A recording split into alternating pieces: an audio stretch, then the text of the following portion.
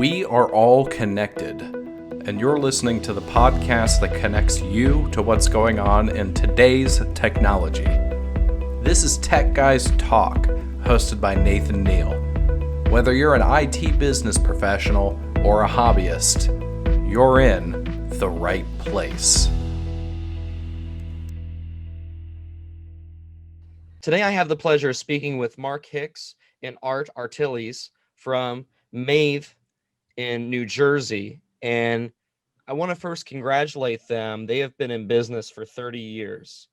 And so in that 30 years, they've seen a lot of changes in how computing is handled.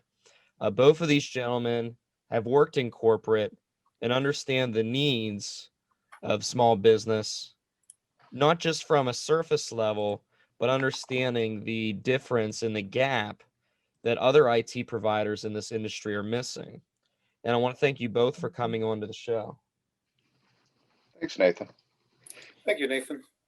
I want to talk first, if you can tell us a little bit about your history and over the last 30 years, how has your company changed and adapted as we've moved from kind of from workstations and from, dummy terminals and things from that to more of this cloud environment? And if I understand it correctly, you guys actually started migrating into cloud environments over 20 years ago. Yeah, that's correct. I mean, we started out in 1990 as a traditional, what many traditional MSPs are now, which is an outsourced IT group for different companies. We would go in and do project-based or ongoing T&M-based. We would sell the hardware and tech as needed. We'd make sure it all worked together. We'd help deploy and support software.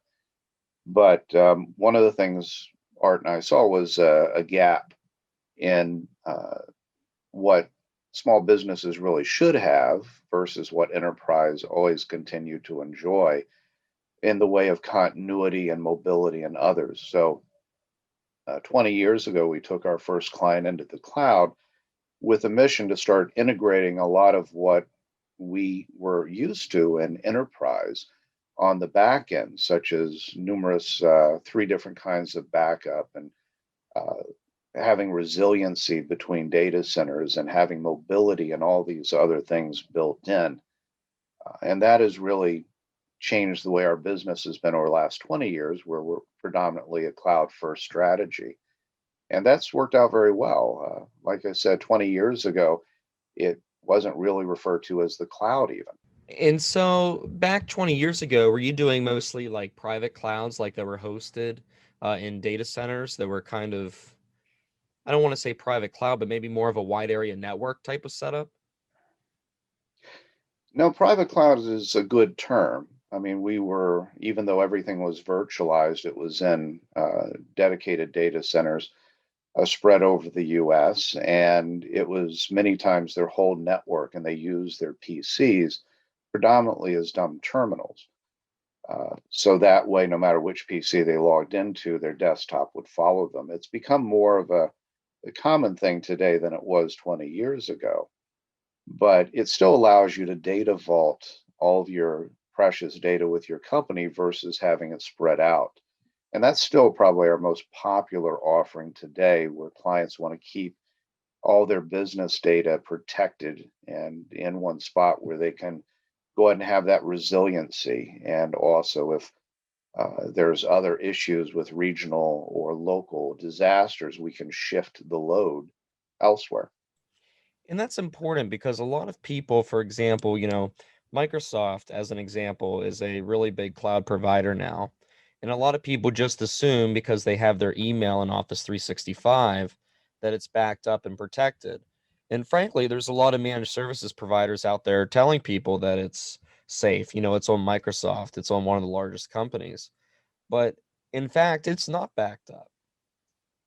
Well, I don't want to disparage Microsoft because obviously we're a Microsoft partner, but when we do sell Microsoft O365 and Azure, and it's a good fit for the client, we're very upfront about that. And we make sure that we wrap around all the things that we do with a private cloud offering with the public cloud, making sure it's backed up discussing retention levels with them, the pros and cons, and going through all of those things so that they make sure they go in with their eyes wide open. We're not finding that, though. We found, as we talk to prospects and others, that other MSPs aren't even bringing up these questions, aren't even discussing with them that there are these gaps. And I think that's where your corporate experience really comes in, because you have that corporate background. So things that small business would generally miss or not consider, when you're doing continuity planning and you're doing impact analysis, you're able to determine what they actually need because you have that higher level of experience. Yes, Yeah. we do. And part of it too is because of our corporate background and the type of clients that we're used to dealing with. So in my days at AT&T, my clients were the General Electrics and Prudential Insurance and Transamerica Insurance and Blue Cross Blue Shield, et cetera, Mellon Bank, and I could keep naming names, but in order to define and design any type of network for those type of enterprises, you really had to understand what they do, how they do it, who they do it for, what redundancies are required, and build that into a design proposal that the client would then buy off on. We bring that same experience to our clients in our space. We it's not a cookie cutter approach. We really try to understand who our client is, what do they do, who do they do it for, what needs do they have beyond basic connectivity, and then we make our recommendation, and the client makes a decision based on budget, based on where they are in their business cycle, whether they're in a growth mode, whether they're holding in place, or whether they're in contraction mode. We don't force anything on our clients. It's a very collaborative process, but at the end of the day, we try to arrive at a solution that makes sense for them, for us, and for who they serve. And right now with COVID-19 and a lot of the transitioning to work from home, I imagine that this has presented new challenges for a lot of businesses that you're working with. Yes, it has. And unfortunately, a lot of businesses, they've been looking for the quickest, cheapest solution and then thinking that that's enough for them without really thinking through all of the implications in terms of data security, in terms of accessibility, in terms of potential break-in points and leakage points and things of that nature. Again, things that you really have to have a not just one conversation, but an ongoing dialogue with your technology provider to make sure that you're adequately covered and you have the right remote work solutions in place. In the last 20 years, as we've progressed now, or in the last 30 years that you've been in business, what kind of challenges have you seen in terms of people making sure that their stuff is backed up? I remember from my early career, when I worked for an MSP, we would go into businesses and they would say that they have tape backups. Like they would have all their backups on tape, and we would pull out the tape and see that the tape was like completely disintegrated because it had been in there for years. You know what I mean? And nobody had ever checked the tape. But, going even back, so that's like an old school form of backup. And now we have cloud systems. And, back when I had started my career, we had IBM, a lot of Lotus Foundations boxes that were stored locally on site. How have you seen things change? And are there missteps that people are making with those changes? Well, the technology's changed, the mindset hasn't. So you brought up a very appropriate example in terms of tape backup. Can't tell you how many clients would have a backup tape, consistently use the same tapes, and then their medium of storing that tape was putting it in the trunk of someone's car. That just doesn't work out well. But again, in their mind, they're backing up, they're protected. There was no testing, there was no verification that the backups were done correctly. And when the stuff hit the fan, which it ultimately does, they pop that tape into the tape drive, and lo and behold, no backup. But that mindset hasn't changed. It's in the cloud. Now, today it's in the cloud. And a lot of business owners and business management are walking around thinking, I'm backed up. I've got Dropbox. I've got, it's sitting somewhere in Google. It's sitting somewhere in AWS or Microsoft. How is it stored? How is it encrypted? Is it encrypted? Do you test the backups? There's a whole process methodology behind these things. It's not just once and done. And again, so from my perspective, the mindset hasn't changed. The technologies have changed. It's if indeed you have something catastrophic and you have to restore a whole server or groups of servers. So many times people don't take that into account if they're still doing on-prem or even if they're in the cloud. For instance, we had one client that was backing up using a fairly well-known internet backing up tool, and they were backing up their servers to it. Everything was going well until it didn't. All of a sudden, they had issues with their servers. They weren't on our platform, and lo and behold, they tried to restore off of that cloud platform, but based on bandwidth and the provider's ability to how fast they could dole it out, it took them 4 to 5 days to get back up and running. And in those 4 to 5 days, the business impact was catastrophic. I can imagine, like, for a dentist or a medical provider, like, they have lots of pictures, lots of x-rays, lots of medical files that taking, a really long time to download. But I mean, I can totally relate, like, from my experience. Right now I'm running a website development and SEO firm, and so we're dealing with a lot of images, a lot of websites, a lot of data. And up in the cloud, we might have a terabyte of data. How long is it going to take that to come across my Comcast connection? So what we've done is we have a localized server that we also synchronize that data for. But yeah, a lot of people, I don't think, realize that if everything's in the cloud and you need that backup, it's not going to be there in just a few seconds. Assuming they even have the backup, Nathan. As we said before, there's a lot of cases where people don't know a lot of these cloud services aren't being backed up. So if you end up having something corrupted or damaged, or you delete something yourself, it's only then it becomes quite a surprise. Well, let me give you a for instance, since we're talking about the cloud here and we're talking about these big companies. People might be thinking, well, what's the likelihood that, Microsoft or Amazon's going to lose my data? And I would be willing to venture that the more likely chance is that you're going to accidentally delete your data. That's correct. As a matter of fact, Microsoft has pretty much said, we're not in the backup business. We are in the resiliency business. We want to make sure you stay up as much as possible. And how many times have people deleted stuff on their own and haven't been able to restore it? So it depends, again, on what the customer is, what's their acceptable level of risk, what's their acceptable level of downtime, and what is their time for recovery that they have to be at. All these are discussions that really need to take place. If you try to take any small business and wedge them into a preformed model, they're all going to have different answers to those three questions. Well, I think people need to realize too that when you're talking about Microsoft and Amazon and Google and any of these large public cloud providers, it's kind of like a condo. At least that's the way I rationalize it in my mind, where they own the building, they manage the environmentals of the building, but you own your own condo, and everything that happens within your four walls is your responsibility. Anything that happens outside in the building or the common spaces is their responsibility. So, if you don't have the appropriate insurance to cover what is yours within those four walls, and you don't do the proper maintenance within your four walls, it's not the building owner or the condo owner's problem, it's yours. They're just leasing you the space. Correct. They are. And to Art's point, it's also getting back to the locks. Have you done adequate security to protect your condo from the outside world?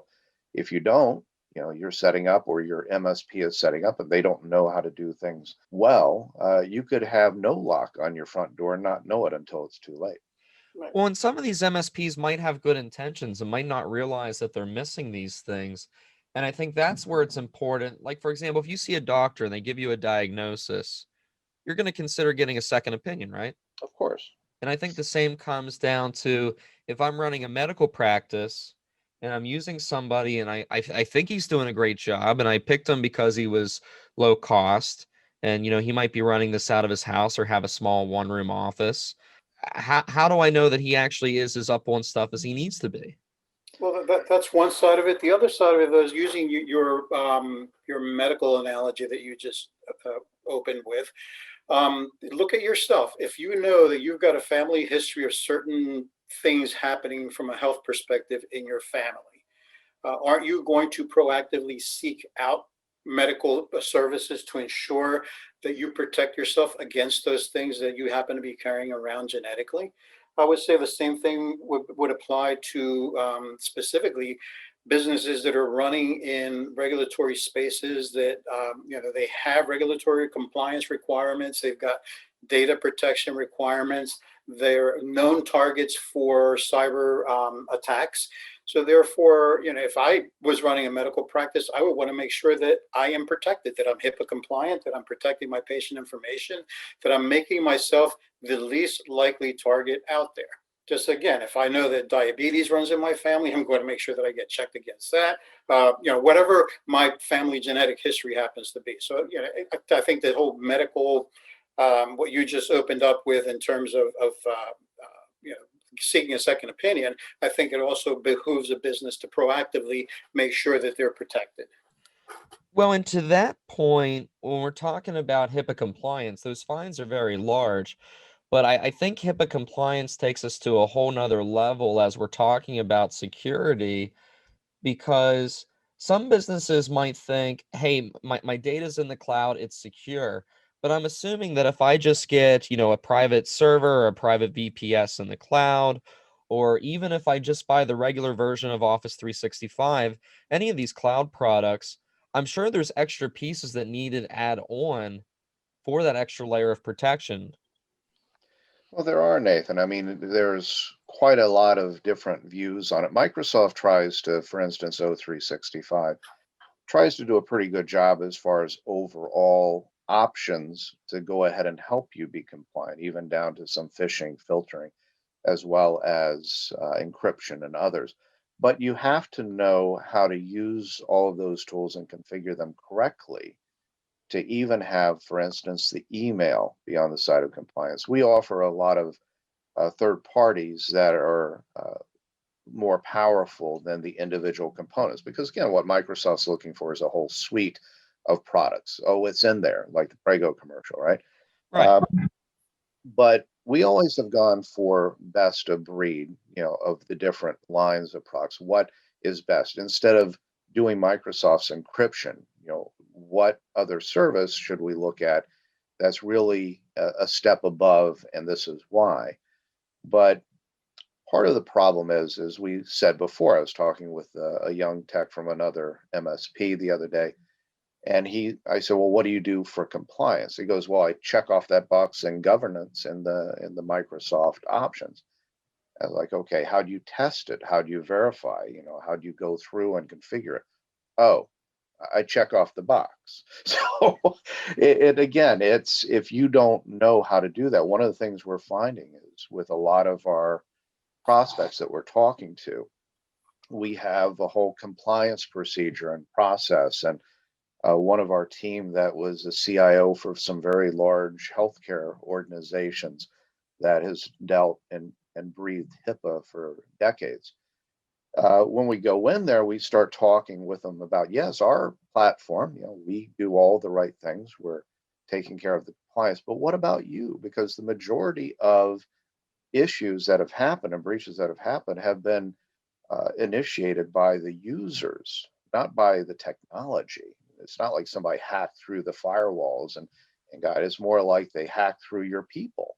Right. So go ahead. Art. And that's a valid point. So, while we're focusing on the technology, you can build the most technologically secure environment. But let's all go back to the ancient story of the Greeks and the Trojan horse. Right. It was a very well impenetrably protected city, yet they were taken over because there was this magnificent horse statue out there that somebody said, "Hey, that's great. Let's bring it inside." And that's the state of where we are today. There's so much that we can do from a technology perspective, working with our clients. But the one thing that we get a lot of resistance on is training and testing and ensuring compliance of their people in terms of cybersecurity.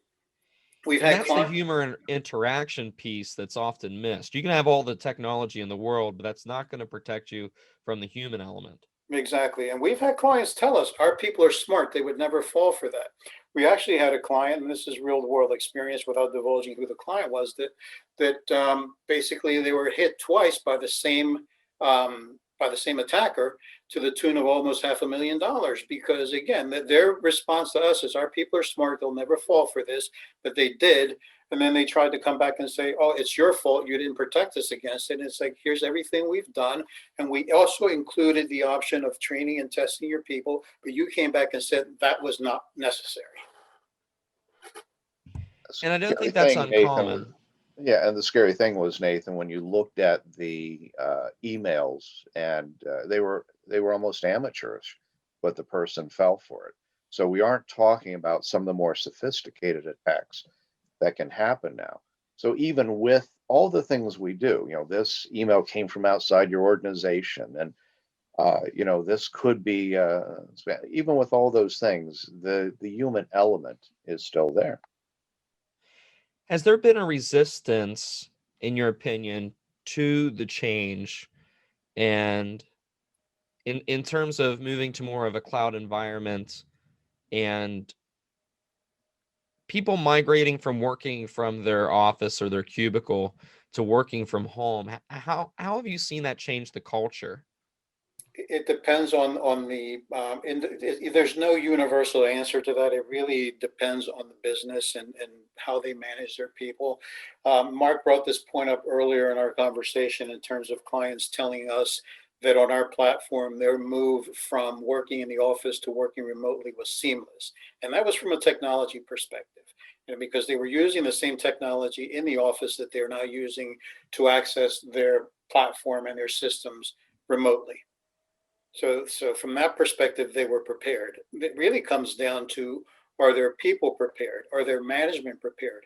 If you're if you run a business where it's old style management, that I need to see you, I need to lay my eyes on you to see that you're working, to feel comfortable that that I'm getting my money's worth from you, those companies are going to have a huge challenge in working remotely. Well, I know, for example, like our company has really moved towards remote, and we were working, remote a fair amount, just given the nature of us mostly being an online business. And, we were using Zoom before COVID for having, company meetings to bring everybody together, and using Slack and other technologies to communicate back and forth. So we were already kind of prepared for this when it had happened. From a human perspective, you miss that interaction. You miss kind of hanging out in the break room with everybody. But at the same time, the way technology's progressed, I think the impact from COVID and migrating business to more of a remote type of thing has been less stressful than it would have been 20 years ago. Yes. Oh, absolutely. But one of the things that we as humans, uh, are wired is for that interaction. And doing Zoom, like we're doing now, that gives you a certain amount of interaction. But one of the things that I do miss, and I think the rest of the team misses also, is the ability really to sit down with clients as much as we used to, and talk with them face to face. Let them tell us about what they're thinking about for the next 5 years, or what some upcoming challenges would be, and really helping them plan out and think through some different things. Because right now, really over the past year, the majority of clients have gotten thrown into work from home out of necessity, and they're dealing with it. And the technology is helping. Their employees have had various challenges. Sometimes, as we all know, even before this, the old email analogy, if you put something all in caps accidentally because your caps lock is on and you send it, you're going to rub person the wrong way. And then now it spends 2, 3 times as much going through that in order to clarify what you really meant versus what they thought you meant. And Well, it's the without, same way from the client side too. They might use terminology that to us doesn't fit the actual problem, that a phone call or an in-person conversation would make it much easier to send us down the right direction when we're troubleshooting an issue. Right. And what it's had, and I think you've seen it too, is what it has necessitated was, where a lot of our clients going into this were thinking, oh, well, our employees aren't going to have to drive an hour into work, an hour back. We're going to get more productivity and all of this, which to some degree is true. I think your average person is working about one more hour a day on the average doing work from home because you don't really leave it as much as you used to. You get up, you work, you go to bed, you get up, you work, you go to bed. Um, but a lot of people have dealt with this, Nathan, because of the unusual circumstances over the last year. Once this is passed and people want to start getting back to what they would consider normal, then they're going to start thinking about more permanent setups and more pragmatic view at how they work. I don't foresee the work from home going away. I think this is the new norm, even though we've been building our platforms to support and plan this.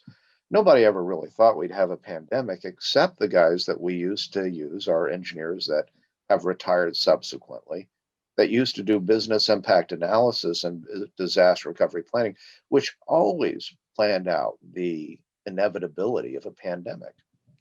Well, in the past, like from my MSP experience, we had people set up remote, like if they were out on extended medical leave or they were going out to like an extended vacation, like if they were semi-retired, and you would expect, maybe two or three people would be out of the office, but not necessarily that the whole office would be out dialing in.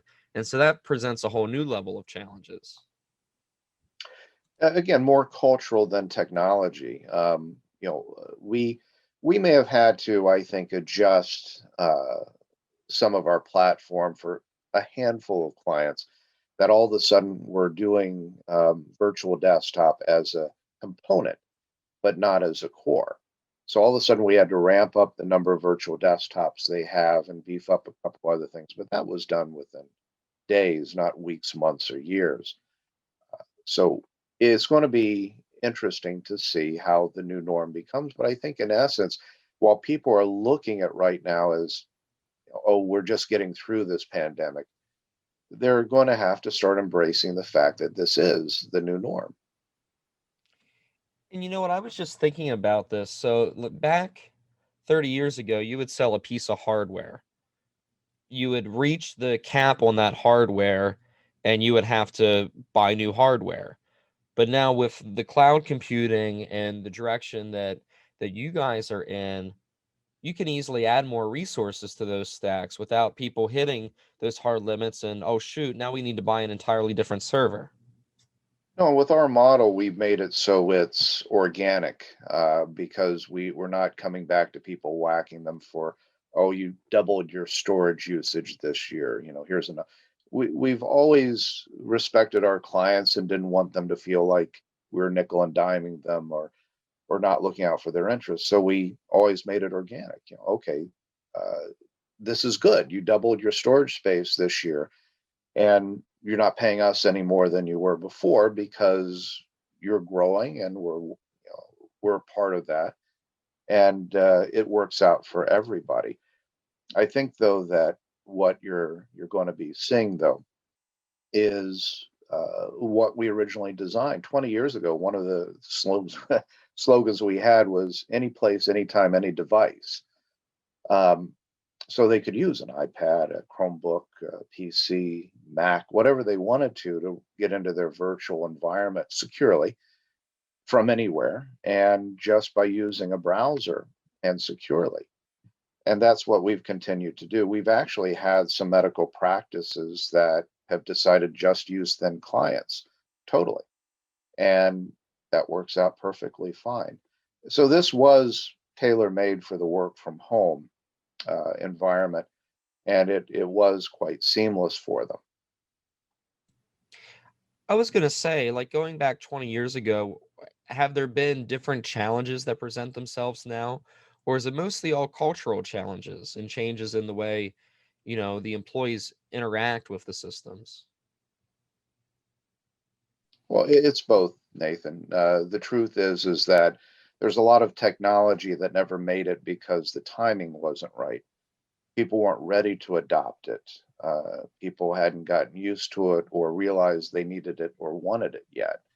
So when we started doing the current model we have now with IT Fortress data vaulting and doing the virtual desktop 20 years ago in secure data centers, there was a lot of resistance to it. But when people got it, they got it.